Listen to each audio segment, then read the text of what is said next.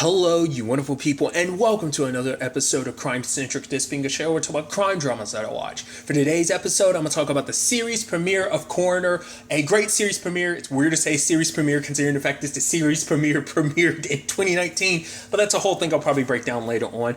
This was a nice introduction to the show. Obviously, I didn't know things were going to hit the ball rolling immediately. For one, I didn't know that Jenny wasn't already a coroner. I thought she was, prior to her husband dying, but it's no, she was an ER doctor, but I guess him dying prompted the career shift. Which, once again, I made parallels to, iZombie is kind of interesting because, obviously, Olivia's situation in iZombie was very much the same. After she became a zombie, she shifted careers to a certain extent. But nevertheless, I just thought that was kind of a fascinating, interesting thing.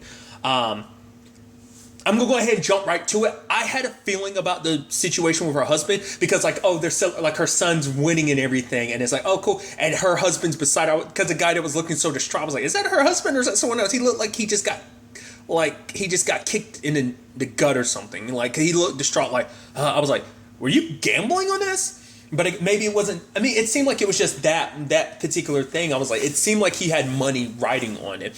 And then because it's, and I think that's such an interesting aspect because obviously Jenny's dealing with the fact of the matter is it's literally only been 3 months. It's still a very, very fresh wound. It's something that both her and her son are still dealing with. But her son's actually he seems like he's very mature. And it just from the glimpse we get, you can tell they do have a very loving relationship. It's not they, it seems like he's there for his mom because, for him, it's he knows that she's sad and she knows that he's sad after everything that's happened, But the fact of the matter is, it's still a fresh enough wound. And so, and once again, I feel like him dying prompted her to have the career shift that she did, becoming a coroner. But at the same time, it's she later on finds out about the complicated situation that is her husband's thing of the moment she saw final notices. And then there's a thing, because you read one of the things, it was 2013 to 2018, basically saying you hadn't made any payments. I'm wait, what? I was oh, I thought this was she's fall behind now just because situation. It's no, the moment that popped up, I was and she sees all these final notices, she's what? And then I'm oh, he left you in a shitty situation. And so she breaks open his desk with a hammer and finds other stuff. And it's he had taken out a second mortgage. And I was he had a gambling problem. That, it immediately hit me thinking about that beginning. I had a feeling about that. That's why I was almost oh, the fact is he's looking not happy that their son won made me think oh, that must not be his son. That must be some unrelated dude. Oh, no, that's totally her husband. That's totally their son's father. But regardless. But it's that has to hit you hard. Plus, at the same time, she's in his new job. Because this is I think she's oh, I'm the new coroner and everything. Obviously, the new case, she gets introduced to McAvoy, which I think is kind of interesting. I should also break it down. Serinda Swan, I'm probably butchering her name. Obviously, I've seen her in a multitude of things. It's actually interesting for her to technically be back on the CW in a certain regard. In many different regards, because you break it down, because Malcolm Goodwin, who played Clive in iZombie, they were in a show together called Breakout Kings back in a couple years ago. This was a while back. So I think that's kind of interesting. So there's that connection. But also CW-wise, she played Zatanna. I always say Zatanna. Do I? I don't know. On Smallville. She was only in a couple episodes, but it's oh, I mean, granted, and that was also back when Smallville was still kind of when CW was the WB. I know I'm getting caught up in it, but I just think that's such an interesting thing. I want to say the last thing I saw her in was Inhumans. I could be mistaken. I know a lot of people are just I know not everyone's favorite property. I mean, at least the show, but still, I think that was the last thing I saw her in, the most recent thing I saw her in. Maybe not. I don't know. Roger Cross, who plays McAvoy, I feel like I've seen him in something more recently, but I think, because obviously I know him from Continuum, but also Dark Matter, which I love Dark Matter. Him as Six on Dark Matter, I think is the last thing I've seen him in, or at least the most recent thing. Still, it's 3 years later, still bummed that show got canceled. I really, really liked this show, especially where it was going, tangents and all that. But the fact of the matter is, it's this, what is it, kind of a juvenile facility or whatever. The fact of the matter is you have a kid named Danielle who's found, so it looks like a suicide, but then like Jenny comes over to her and kind of does a praying, and then like Detective Kim is like, is she praying? And then even McAvoy's like, is she? So we don't know what that's all about. Like maybe that's a practice from her being a doctor, or maybe like now that she's in this new position, maybe it's something she's adopted, or maybe that's something she's always done. I'm curious to kind of learn more about what that is. But obviously it looks like suicide, and then like they find another person, and the dude that's in his who shared the room with him, his name Sneaks. He's like, he was dead. He's like, I kind of basically found him like this. So it's like I had nothing to do with it. So now everything's kind of leaning towards suicide, especially because Jenny has to deal with like one of the employees, Dr. Peterson, who right from the beginning is kind of an asshole, because basically it's like, oh yeah, like people come in the job and they get younger and younger. It's like, what did you do before this? Yada, yada, yada. He's like, I'm pathologist for the past 20 years, blah, blah, blah, blah, blah, And you could tell he just wouldn't listen to what Jenny was saying. She's like, oh, I want you to do this and do that. Like there was an abrasion on Danielle's like foot that she wanted examined, because it's like because he kept saying like, oh, it must be because she hit her foot from the ladder, but it's like, no, she had her shoe on. So even if that were the case, like if she hit her foot from the ladder, it's like she had her shoe on, so it wouldn't, it had to be done post-mortem that her shoe had to be put back on. So, but he wouldn't listen to her, to the point that later on, because he kind of goes like, oh, because for him it's like, oh, I've got the entire story figured out. There was drugs in the system. They were drugged up. They killed themselves, because obviously at the same time they were doing a Romeo and Juliet play. That's a whole thing. So it's a thing. I'm like, who cares? He was just so very dismissive of it, and he gives the bodies back to the family, and she's like, what are you doing? We haven't done everything. He's like, blah, blah, blah. She's like, you know what? You're fired. The fact of the matter is, you're not going to change, so the problem is either going to be you or me, and it's not me. She kind of laid down the law. And even I'm like, why would you act like a dick towards your boss? Like, she's kind of like, she's your new boss or whatever. I'm like, why would you act like such an asshole?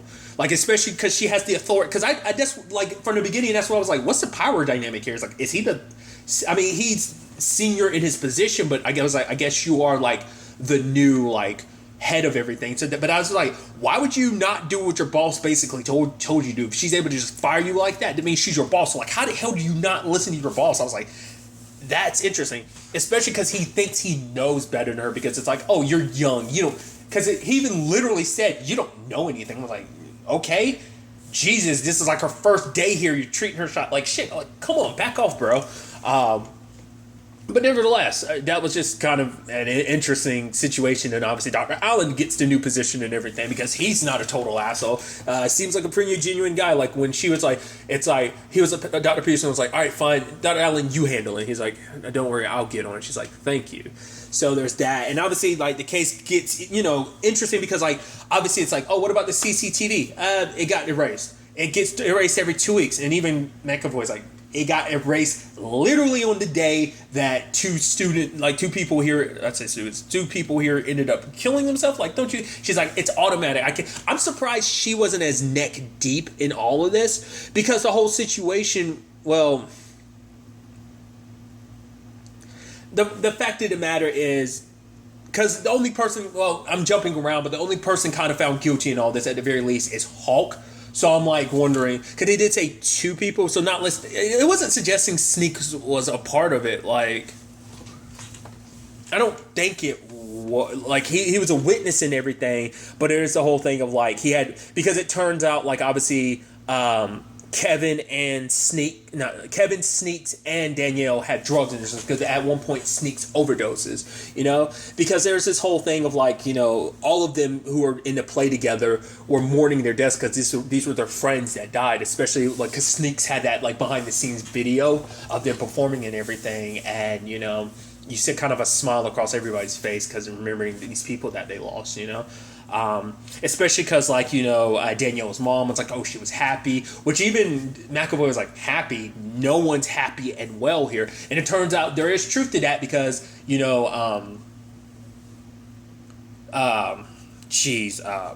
Jenny ended up figuring out the fact is that in the grand scheme of things, her mom made it seem like she visited her, knew about the play. But even then, like, the moment, like, Jenny brought it up earlier about the play, she was like, the play?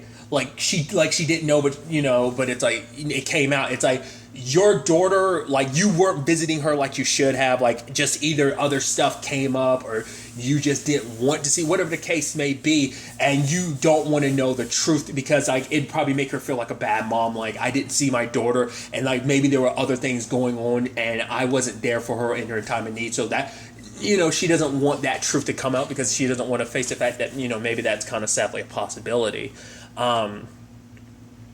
I thought was also interesting too. I was, well, I'll go ahead and finish up with the case and everything. But it turns out like basically Hulk was drugging up the kids, basically because he's trying to get the mixture right. It's like basically the kids were his guinea pigs. It's like, let's see, oh, that didn't work. That person OD. Let me adjust the formula a little bit. Okay, so on and so forth. So that's what the kids were like. That's how Danielle died.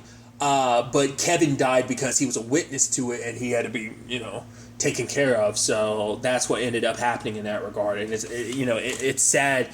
I think everything related to that all kind of festered in that place. I'm curious if they're going to be more with her friend Sabrina, I think is her name, because she's a social worker. This is someone that Jenny knows. I'm curious, is that going to become more of a thing? Like, will we see more of her or not? There's probably already answers to that because, once again, the show's already been out, for a while. Like, I think it's just like CW got the like licensing rights, so that's why we're seeing the show now. Even though it's like because the show's already gotten renewed for like a third season, so it's like it's just interesting because a lot of networks don't have a lot of content right now, so they're trying to license a lot of stuff to kind of fill that roster until like they're able to kind of ramp up production in mass again. Regardless, so that was kind of taken care of, and obviously Jenny having to give that message. It's like, okay, your kids, it wasn't just suicide, they were murdered. Even saying like Danielle was given those drugs and made it look like suicide, so I'm labeling her thing a homicide as well. The fact of the matter is your kids were in love. They even wrote poetry about each other, and each of the parents were reading this stuff, which is so sad because obviously like Danielle's mom had kind of actually slapped Jenny for wanting to get her body back. It's like the system failed my daughter and you want me to give her back to you. And also it's a situation of also like because of what Jenny was saying about like, oh, you hadn't really visited her, she wasn't the happiness, like you're saying, oh, she was so happy and everything. That was all like basically BS. It was this fantasy you created. This episode also did set up a very interesting dynamic between McAvoy and Jenny when she was basically in her car breaking down because of like what she learned about her husband. Allison came over and was like, yeah, I could see you from like inside the building. I was like, I could see you through the window. And then you had Detective McAvoy's here. And she's just like, literally the moment she looks up and sees him, I say, great. Literally a second later, she says, great. I'm like, yeah, that's a mess up, awkward situation. See him seeing you like that. And it's like, yeah. And he's in the car singing. She's like, are you going to sing the entire way? He's like, are you going to cry? And so, I think it was his way to try and liven things up. And even him being like, basically, you're in this complicated situation where like death is kind of a hard thing for humans, but you as a coroner, you're kind of neck deep in that. So maybe this is, it's like, no, like basically saying like, maybe this job isn't for you. And she's like, yeah, it is,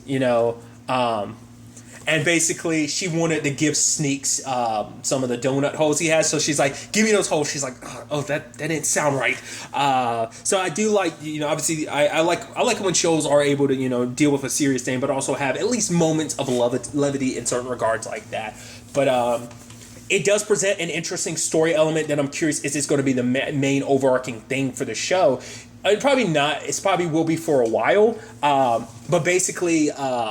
McAvoy calls her and he's like, firing Peterson's going to like cause a domino effect because this also means like he was incompetent in this case. That means because Jenny's going to reopen every other case he's ever looked at to see if he was being incompetent there too. So it's like, because there's a lot of people who probably made their cases based on his, diagnosis, his breakdown, his autopsies and stuff like that. So it's a thing of like, okay, so a lot of police are, for one, there's probably a lot of people that probably got away with some stuff that it's like, you opening stuff he did, don't do that because you're going to unveil some of the stuff I've been a part of. or it's going to threaten a lot of cops' cases. It's what McAvoy was. It's like you're going to be kind of shaking stuff up. Well, she's like, hey, I'm down for that. So he's kind of got her back in all of this. So I think that's going to be interesting to see how that whole situation ends up, ultimately ends up playing out. But another angle to this episode is also, because I think in my head I had a misconception about coroners as well. Because in my head I'm thinking I'm confusing them with a little bit with medical examiners. Like I think it kind of goes hand in hand. But I was thinking like, oh, she only handles like murder cases or something like that, or like suspicious deaths. It's like, no, they handle deaths in a specific place. Like anytime someone dies, even if it's an accident or murder or suicide or even natural causes, they are the people who examine the bodies and stuff like that. They're on the scene to pick up the body. Like, so I don't know what, I've watched enough cop shows. I guess it just never sunk into my head until just now. Because obviously there's that lady she went to visit who was like 90 or whatever that passed. And there was a dude, and I thought it was interesting because she was like, you can't do that while I'm here. I'm like, why is that? I was like, well, I guess it makes sense because if you're doing stuff around the house, you might contaminate the scene. So it's like things need to stay enough of the way it is, because the last thing I need is you potentially contaminating something related to the crime scene. Or maybe it's just particular, I mean, it's probably just the law in general. It probably applies in that regard, but it's also probably a thing of just kind of like, maybe it's just Jenny's way of operating. But she goes out with home dude, and it's interesting because obviously like she kind of blurts out the fact is I'm a widow, and he's like, what? And she's like, yeah, my husband, gambling stuff, I basically have to sell the house because he's put out a second mortgage and he gambled that away. It's like, but you knew I was married. He was like, what? No. And she shows, obviously she shows a ring, and he's like, oh, like, I think he's like, I think this got a little mixed up, but she's opening up to him, and even she's like, why am I doing that? Because I guess it's because she has no one else she's really been able to open up to. I'm curious to see how much she ends up telling her son, because at the end of the episode, she is selling their house. So it's like, well, what do you do? Like, do you have to tell your son, like, your dad was a bit of a scumbag. He left us in a very shitty situation. It's like, yeah, it was a brain aneurysm that killed him. But it's like, also it's like, if he hadn't died, would you have, like, that's the thing. He would have kept this from, he literally had those, like, final notices and stuff like that. All that, he had it hidden in his desk. So it's like, you never would have found out if he died. So it's like, it's an effed up thing to say, like, because he died, you're kind of better off knowing the truth about him. But it's also this certain one you loved, and, to lose them. And once again, it's still fresh enough. It's 3 months ago, and now this. It's like, it's just compiling itself, plus a new job situation. But her and home dude shack up because it turns out, like, obviously he was in the army, and she's like, oh, what did you do? And he was like, I killed a lot of people, and I think that's kind of like a heavy thing for someone in his position to kind of, be kind of just bluntly saying it like that. It's just, because I think it, I'm coming at this from someone who doesn't have any military experience. I don't know that world. I don't know what that kind of, what that can kind of, create in somebody, like how you'll probably look back on what you've done and like, did I do good? Yeah, I'm not the judge. I'm not here to be a judge in that regard, because, you don't know the circumstances, and just that's a whole, I think, complicated, angle in its own right. But they hook up, and then it's like, oh, he has a scar, and he's like, oh, that's from an ex. And she's like, he points out a scar that she has, and she's like, I don't remember. I'm like, what is that about? Is that supposed to be like she doesn't remember a lot about her childhood, or is it just kind of like, oh, it's a blank of like, how did I get that? Is that supposed to be correlating to the fact that she might be losing her mind, so that might correlate in that, like, because I can't tell whether that scar was supposed to be something recent or whether that's something super old, whatever the case may be. It does seem like Jenny's not, well, obviously, like, she's taking, like, pain, she's taking medicine because it seems like she has panic attacks, or at the very least, like, she's panicking quite a bit, and, like, almost, like, hyperventilating a little bit. But then, like, there's that whole dog situation, like, it was at the crime scene, she was seeing it licking her dead husband, and then, like, she's in her house, and she sees it again, but it disappears, so it's like, that is in her head. So is that supposed to be a manifestation? Because obviously it comes up a lot during stuff, but that whole thing about, like, the wolves that you feed, there's the good wolf and then there's the bad wolf, which one ends up coming out on top, it depends on which one you feed. That whole age-old thing. But obviously, like, everything's kind of got its own interpretation of that. It's kind of warped it a little bit, changed it here and there. So I don't even know what the original adage was, or rather metaphor or tale or whatever, moral, whatever it's classified as. I don't even know what the full extent of the original was, because I'm sure it's been like probably like almost like a game of telephone. It's probably been like so like everyone's kind of done their own iteration of it in TV shows and kind of changed it a little bit, that it's probably not what it originally was. But regardless, obviously it's a dog, not a wolf, but still it's just the thing of like, maybe that's what that is. Maybe this is something connected to her past kind of peeking through just because of her more recent trauma. Whatever the case may be, like I said, interesting setup to the show. I'm interested to keep watching. Once again, it's in a very interesting, complicated situation because the shows, like I said, literally are... I think, because I'd seen a trailer for season 2. I hadn't watched it. I just saw that it was on YouTube, and I was like... So I'm assuming season 2 is already come and going because it's already gotten renewed for a third season, potentially, I think. So it's like... That's interesting. So this is going to be interesting, to say the very least. So... but regardless, like I said, I'm very interested to keep watching and see where this story ends up taking us. But really, that's all I'm going to talk about. Until the next time we meet, be happy, be safe, live life to the fullest, and enjoy it. Good day and goodbye.